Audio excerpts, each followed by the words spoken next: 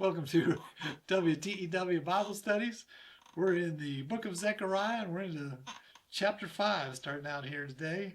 So the first four chapters, Zechariah is a little bit confusing because he compares one time period with another time period. In the last time we've got symbols being used like in the book of Revelation. We've got types also where Joshua was a type of Christ.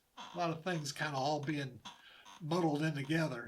So I hope that you've taken the time to sort those out in your own minds, because we're going to see more of that coming through the rest of this book. And that takes us into chapter 5, verse 1.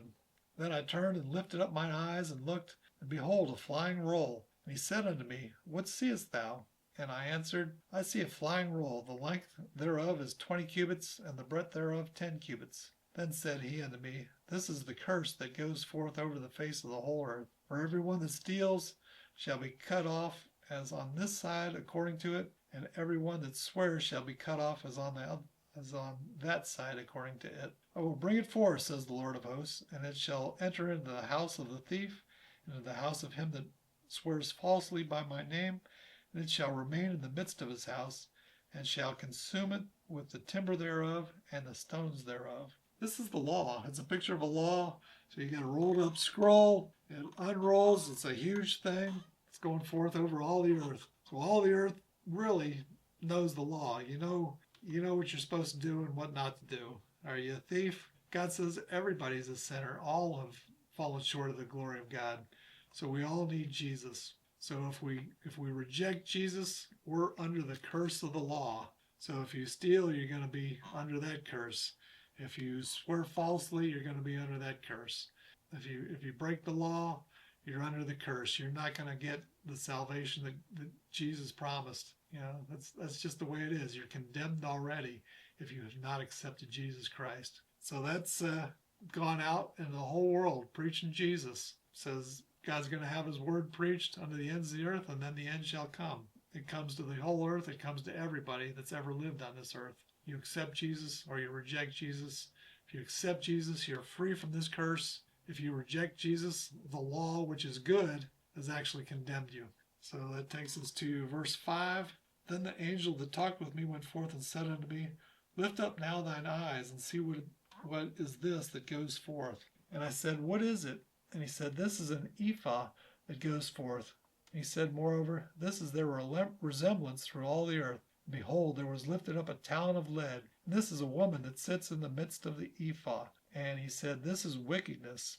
And he cast it into the midst of the ephah, and he cast the weight of lead upon the mouth thereof. And then lifted I up mine eyes, and looked, and behold, there came out two women, and the wind was in their wings. For they had wings like the wings of a stork, and they lifted up the ephah between the earth and heaven. Then said I to the angel that talked with me, Whither do these bear the ephah?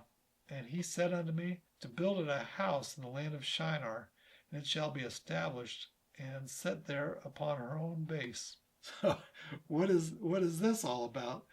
Well, we just saw you're going to die according to the law, that there's wickedness in the world. And if you don't accept Christ's forgiveness, that Christ paid the penalty for that wickedness, for your wickedness, then you're going to die according to what's on there.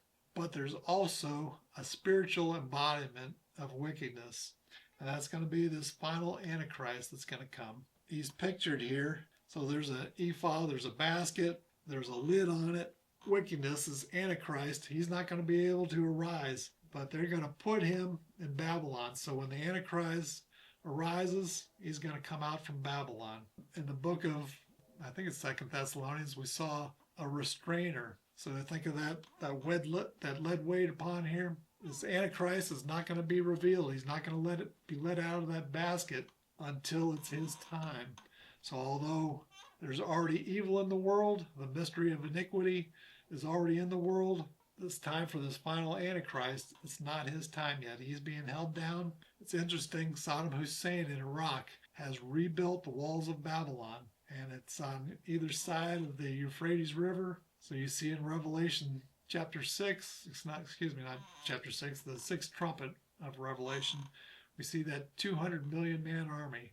This is going to be the army of the Antichrist that's going to come down, and he's going to take power of the Roman Empire from the whoever's the first one there, the seventh head in the book of Revelation.